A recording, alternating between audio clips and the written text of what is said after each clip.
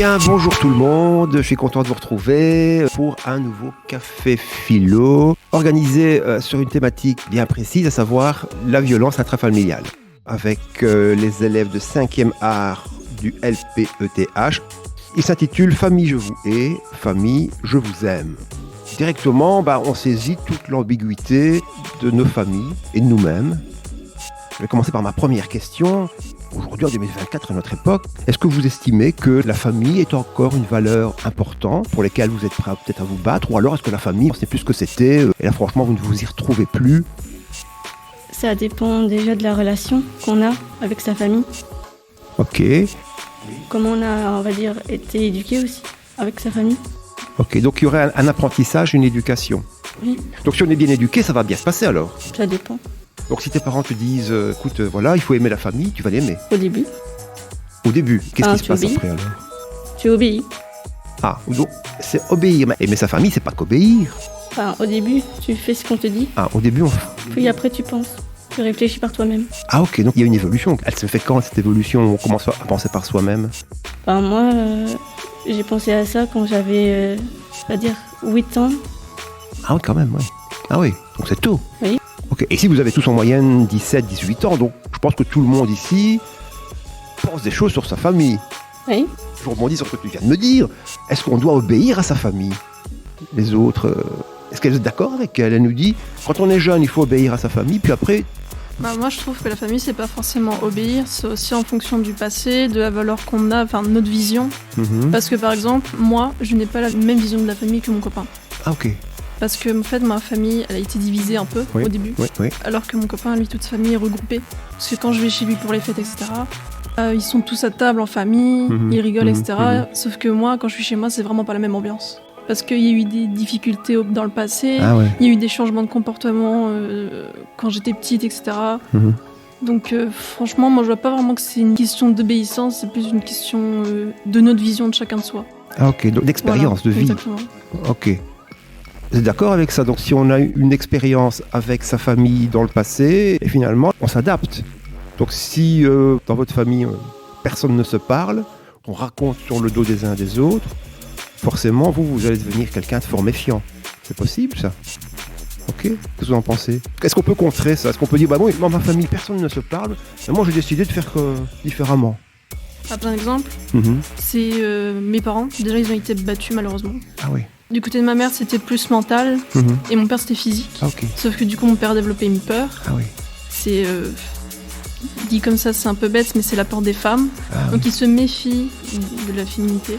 Par exemple, de ma mère, quand elle commence à hausser le ton sur lui, parce que parfois ça arrive les disputes entre parents, il se met dans une bulle et il défend, mais méchamment. Ah carrément. Ça peut partir sur les mots, ça fait mal, forcément pour les enfants, donc moi et mon frère. Mais parfois, comme moi, quand j'étais petite, vers mes 8 ans, il a commencé à reculer de moi, parce qu'il commençait à voir que j'ai commencé à devenir plus grande. Du coup, sa peur a commencé à prendre le dessus, et maintenant, on se parle plus beaucoup, mais il me montre son affection qu'avec des cadeaux. Parce qu'avant, j'étais vraiment sa petite princesse. Ah ok. Donc ça va, globalement, ça se passe bien. Ça se passe bien, mais il le montre uniquement. Il le dit pas. C'est bien, parce que toi, aujourd'hui, tu as compris comment tes parents fonctionnent, donc tu peux toi-même te positionner par rapport à ça, et tu ne l'en veux pas à ton père. Je n'y en veux pas, mais j'aurais préféré qu'il reste comme avant. Ah carrément. Il était comment avant alors? Avant, il s'occupait de moi tout le temps. Ah ok. Oui, c'est ça. Donc, comme tu as grandi, maintenant la relation a changé. Voilà. Ok. Ah oui, vous voyez que c'est compliqué la famille, hein. Et pour ta mère, c'est différent, tu m'as dit, elle... Ma mère, elle essaie de pas reproduire ce que ses parents ont fait. Ah ok.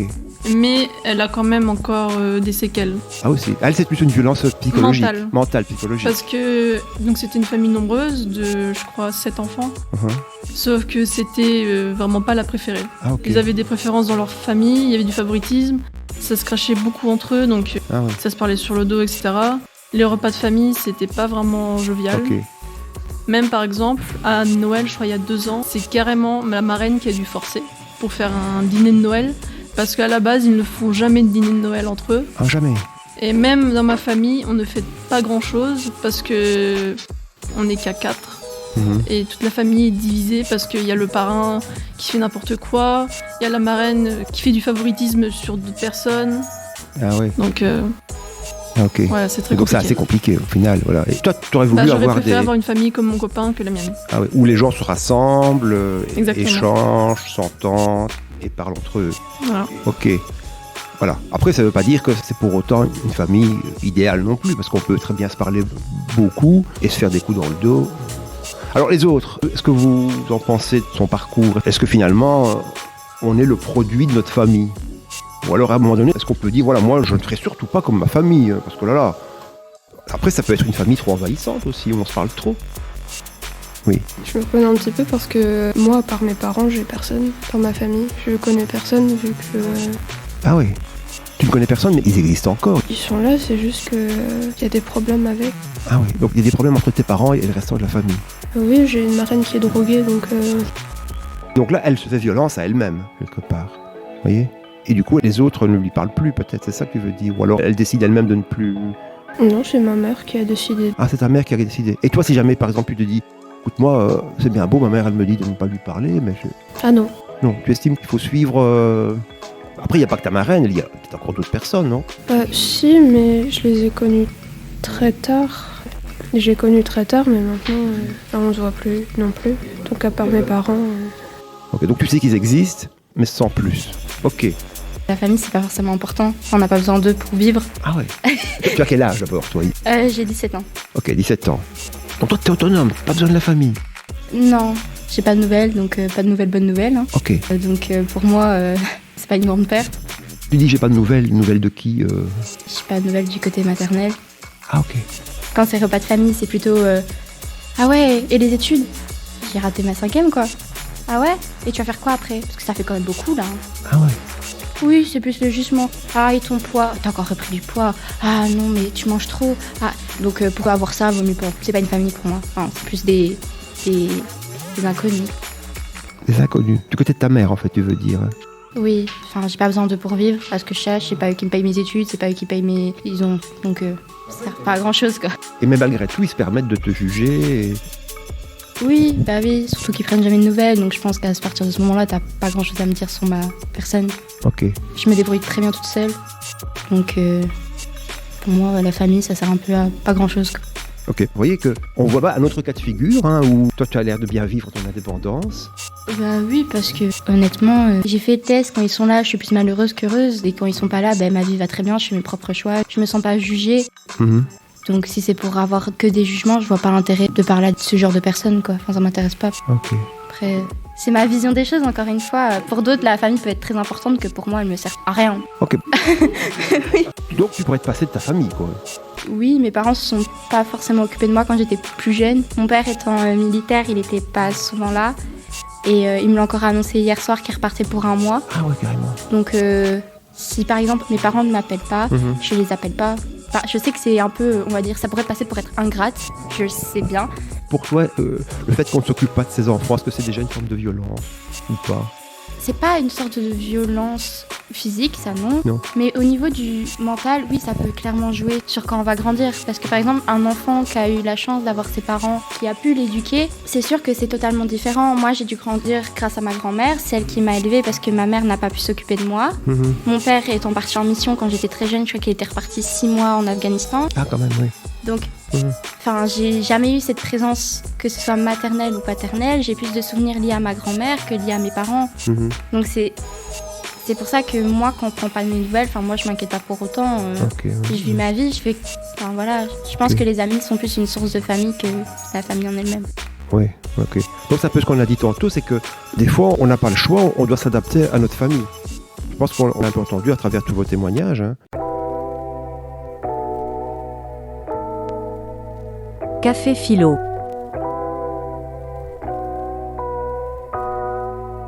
On va quand même passer à la question suivante. Est-ce que vous estimez que la famille, dans le passé, la famille de vos parents ou de vos grands-parents, est-ce que vous avez l'impression que la famille était différente avant? Oui. Ce que je sais de chez ma grand-mère, c'était heureux au début, mais elle a vécu la guerre d'Algérie et ils ont dû être expulsés. Ah oui. Et ils ont vécu en France, mais ils ont vécu l'horreur en Algérie. Ah oui, bah oui. Par exemple, j'ai un de mes arrière-grands-oncles, il a été exécuté en Algérie. Ah oui, oula. Et alors ils ont eu beaucoup de traumatismes. Mon arrière-grand-mère, elle a eu une santé mentale foutue. Elle n'a pas pu s'occuper de ma grand-mère. Ma grand-mère, elle a dû élever son frère. À cause de la guerre? Oui. Bah oui, ça on peut imaginer que les guerres, évidemment, ça... Alors c'est pour ça que ma grand-mère, elle voulait créer famille. Ah ok, oui. Ok, oui, donc ta grand-mère, du coup, pour compenser ce manque de lien, elle a voulu faire l'inverse. Oui. Donc en fait, on peut soi-même prendre la décision de se dire, moi j'ai pas eu ça, eh bien moi je ferai l'inverse. Je donnerai ce que j'ai pas eu. C'est possible ça? On va dire que moi j'ai été très famille, mais il y a eu des secrets de famille. Ah oui, secret de famille. Par exemple, j'ai jamais compris pourquoi j'avais pas de grand-père. Oui. J'ai découvert plus tard qu'il avait trompé ma grand-mère. Ah ok. Et j'ai découvert que j'avais 8 oncles que je ne connais pas, des neveux et nièces qui sont beaucoup plus âgés que moi. Ah ok. Et c'était normal dans le passé de faire ça? Non. Non? C'est un témoignage, je pense, quand même poignant que tu nous livres. Café Philo.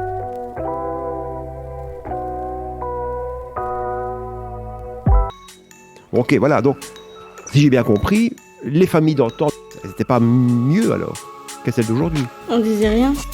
Ou alors on taisait les choses, peut-être on ne disait rien dans le passé.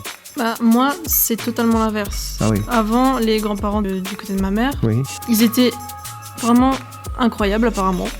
C'était vraiment mamie et papy gâteau. C'était cadeau à tout bout de champ, etc. Sauf que on ne sait pas pourquoi, leurs enfants, ma mamie et mon papy, sont devenus horribles. Eux, ce sont ceux qui ont maltraité mentalement ma mère et leurs enfants, du coup, avec leur favoritisme, la toxicité qu'il y avait, au point que ma mère devait manger des croquettes de chat. Carrément. Parce qu'ils mangeaient vraiment pas beaucoup. C'était une portion faite pour eux, mais qui ne suffisait pas. Ok. Alors que leurs parents à eux, ils étaient incroyables. Donc je ne sais pas ce qui a dû se passer entre-temps, mais ils sont devenus horribles. Et toi, tu n'as pas la réponse. Pourquoi? Non, je n'ai pas la réponse, mais du coup, ça a eu des répercussions sur ma famille. Ah, ok. D'ailleurs, même avec moi, ils font du favoritisme. Aussi. Ils préfèrent, par exemple, mes cousins que ma famille à moi. Ah, ok. Alors, si j'ai bien compris, tu me dis que finalement, dans la famille, un des poisons de la famille, ce serait peut-être la préférence, la jalousie. Ça revient assez souvent dans ce que vous me dites. Hein. On peut être le préféré ou carrément on peut être celui qui est un peu le mouton noir. Et ça, c'est un peu toxique pour une famille. Pas de réaction par rapport à ça, non? Oui. Par exemple, mes grands-parents se sont séparés. Mon grand-père s'est remis avec une femme qui, elle, a 10 enfants. Ah, ok. Son plus vieux garçon a 2 enfants aussi, mais on a été élevés comme des cousins, mais on n'a aucun lien de sang. À l'heure actuelle, c'est les préférés de la famille. On n'est que 3, donc j'ai ni sœur, ni frère, ni cousin, ni cousine par sang. Okay. Je suis vraiment, moi je suis toute seule. Hein. Moi, si tout le monde clame, je me retrouve seule au monde. Hein. Okay. Donc je suis un peu le dernier espoir de la famille, on va dire. Sauf que le truc, c'est qu'il y a toujours eu de la préférence. Quand j'étais plus jeune, par exemple, mon grand-père allait les chercher eux à l'école alors qu'on était dans la même école maternelle et moi ne me prenait pas. Ah, ok. Et je me souviens que j'en pleurais à la mère de mon père. Et je lui disais, mais mamie, pourquoi on me reprend pas? Et elle me disait, je peux rien y faire. Et c'est vrai. Mais du coup, ils ont toujours été les chouchoutés. Ça a toujours été eux au centre de tout. Par exemple, et l'école? Ah, c'est bien, tu travailles bien. Oh, bravo. Alors que moi, au contraire, je me reprends les réflexions, les commentaires, juste parce que je sais pas forcément ce que je vais faire de ma vie. Ok, ouais. Parce que eux ont le chemin tout tracé. Donc, oui, il y a toujours de la préférence quelque part. C'est ça, voilà. Et mes grands-parents en ont déjà fait sur leurs 3 filles. Donc, je pense que la préférence joue énormément dans la famille. Il y en aura toujours un qui sera préféré. Il y en aura toujours. Pour moi, oui, parce que... Pour toi, c'est inévitable. Oui, tout le monde a une préférence pour qui que ce soit. C'est humain, j'ai envie de dire alors. On a beau dire le contraire, à mes yeux, c'est totalement faux parce que on a tous quelque part une préférence pour une certaine personne. Peut-être parce que le caractère passe mieux, sa façon de dire les choses passe. Ça peut être X ou Y raison, mais il y aura toujours une préférence quelque part, ça oui. Mais est-ce qu'il ne faut pas lutter contre cette... Honnêtement, je pense que c'est plus un comportement humain qui se passe inconsciemment. Inconsciemment? Oui, c'est plus genre dans l'inconscient que ça se joue. Ouais. Être un parent, il doit quand même se dire, à un moment donné, si j'ai 2-3 enfants, je dois les aimer quand même. Oui, sûrement, mais malheureusement, encore une fois, il y a des parents qui arrivent à le faire. Oui, je suis témoin de choses où, clairement, oui. Mais au fond, on sait tous très bien qu'il y en a un qui a une préférence. Après, on peut dire qu'on aime différemment quand même. Non? Oui, mais bon, il y a différemment et ne pas l'aimer du tout, quoi. Après, l'enfant le perçoit quand même, il le sent. Bien sûr. C'est ça, voilà. Tout le monde le sent, même moi je le sens encore. Mais oui. Donc.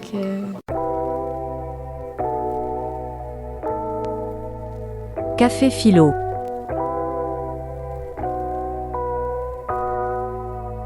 Autre question que tu as déjà un peu développée, tout ça c'est un problème de famille recomposée aujourd'hui. Est-ce que la famille finalement, à cause des familles recomposées, est-ce que ce sont encore vraiment des familles?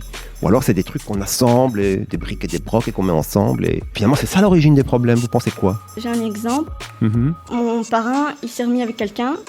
Sa compagne, elle a déjà 4 enfants. Ah ok. Une qui a 8 ans, une qui va avoir 18 et 2 qui ont la vingtaine. J'ai mes cousins, ils sont 3 et leurs liens familiaux, c'est pratiquement rien. Ils se disent bonjour et c'est tout. Ah ok. Ils n'ont pas vraiment de lien.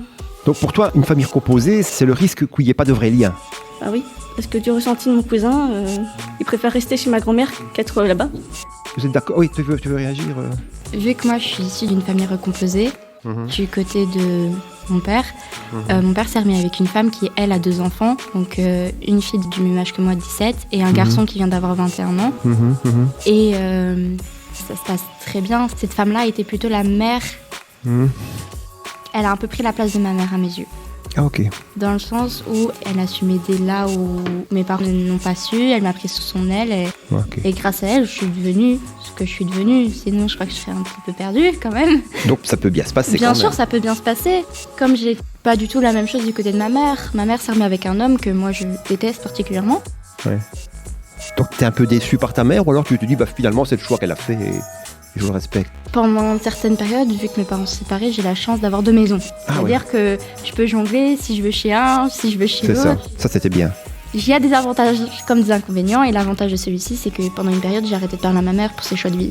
Ah ok, ah oui. Parce que ma mère, des fois, vit comme une adolescente, c'est-à-dire que quand je rentre, déjà j'habite très loin, donc je fais 2 heures de trajet le matin, comme 2 heures de trajet le soir. Quand moi, par exemple, je finis à 16h, moi je rentre pas avant 18h chez moi. Ah ouais. Et je dois encore passer l'aspirateur, faire à manger, ranger ce qui est à ranger, sortir le chien, leur donner à manger aux animaux, seulement étudier. Parce que ma mère, quand elle rentre, des fois il y a des périodes où elle allait chez cet homme-là parce que moi je lui ai dit que c'était hors de question que si lui venait là, moi je partais, je prenais mes affaires et que je lui parlerais plus. Ah carrément. Oui. Ok. Honnêtement, ça peut jouer entre deux.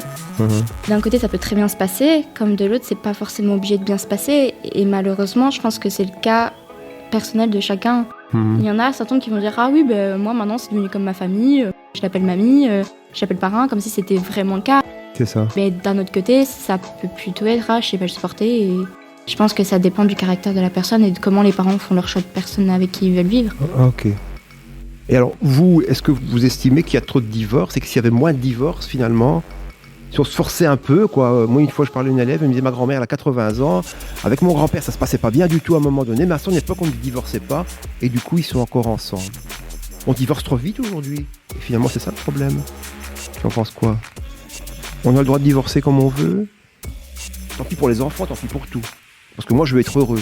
Ah, moi, c'est pour moi, et après, les autres, voilà, je vous aide, mais d'abord, je me sauve ma peau, et puis, on verra.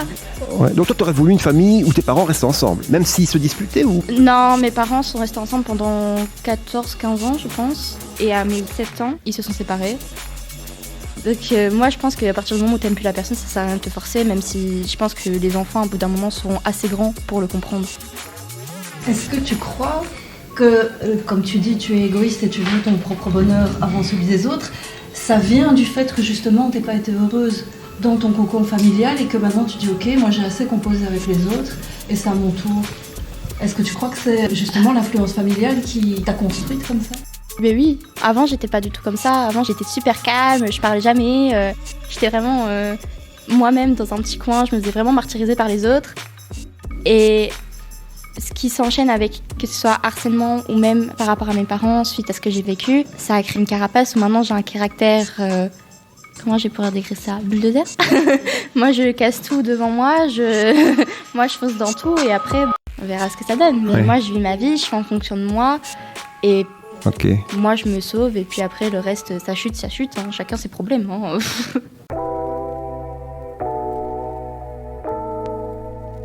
Café Philo.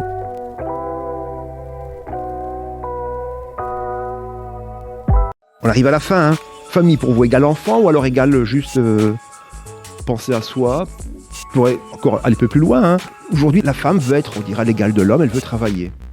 Est-ce que finalement, sa liberté, son autonomie, est-ce que c'est pas ça qui pourrait causer aussi la faillite de la famille, d'après vous?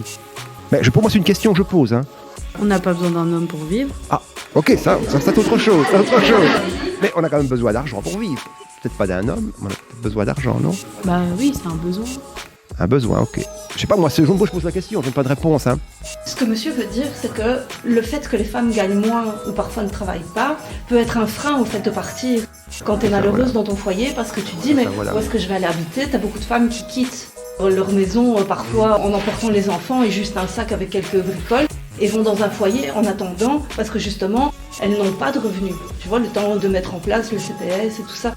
Est-ce que, justement, ça n'est pas un frein à l'inégalité financière, sociale entre l'homme et la femme, justement, à la liberté de la femme de faire famille comme elle l'entend et de défaire famille quand elle le veut? Après, elle peut prévoir de partir. Enfin, essayer de chercher, mettre de l'argent de côté, etc. De pas partir tout de suite. Mais il y a des gens qui restent ensemble par habitude et pas par amour. Du coup, ils vont partir, mais ils vont quand même revenir. Ok. Les enfants, ça dépend du couple. Un enfant, ça se décide à deux. S'il y a une personne qui veut et que l'autre veut pas, ça, soit vous en faites pas, soit la personne qui veut change de personne. Et on va pas forcer l'autre personne à pas avoir d'enfant. Pas forcer. Alors forcément, si on force, ça va se finir en divorce ou j'imagine père ou mère absente. Et est-ce que c'est de la faute de l'enfant? Pas forcément. Bah non, pas forcément. Donc il y aurait des femmes qui imposeraient leur désir d'enfant aujourd'hui? Pas forcément que des hommes. Non. Ah, ça existe, hein. Il y a des femmes qui se disent, moi, si je veux sauver mon couple, une fois. Des femmes ou des hommes, parfois il y a des hommes qui veulent des enfants. Des hommes aussi qui peuvent et faire la femme ne veut pas avoir d'enfants. Ok. Bah, c'est peut-être plus facile pour une femme. Un homme, il peut avoir des enfants toute sa vie, on va dire, puisqu'ils n'ont pas de ménopause. Mais nous, non. Donc voilà, on est différents. Mais je peux rebondir un peu sur ce que tu viens de dire pour aller un peu plus loin. Aujourd'hui, on a des couples hétérosexuels, on a des couples homosexuels, on a des femmes qui, par la procréation assistée, décident d'avoir un enfant tout seul, des couples homosexuels qui adoptent un enfant. Est-ce que ce sont des formes de familles différentes parce que la famille a évolué? Ou alors vous me dites, monsieur, moi non, la famille c'est un homme et une femme. Pour les homosexuels, s'ils veulent un enfant, allez-y, c'est bon.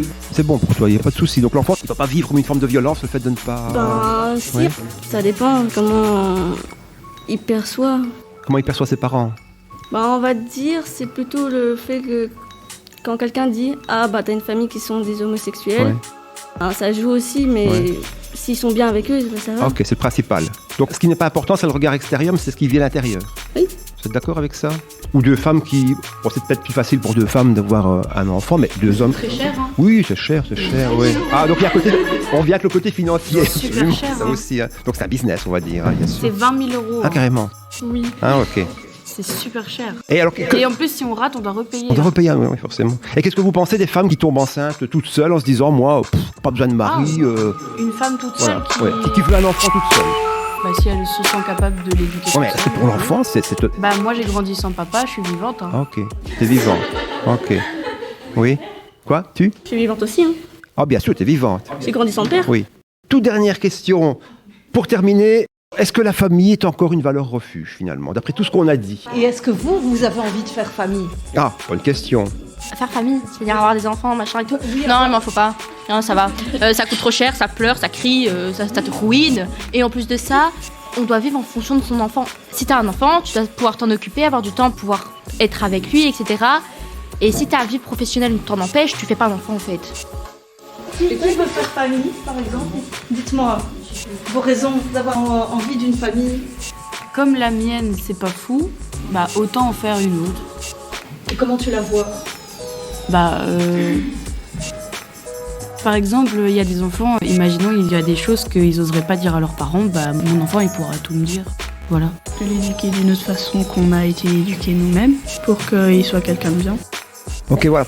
Pour conclure, d'abord, merci pour votre participation. Franchement, c'était top. Et alors, je donnerai une phrase à méditer d'un philosophe qui s'appelle Deleuze, c'est « La violence est ce qui ne se parle pas ».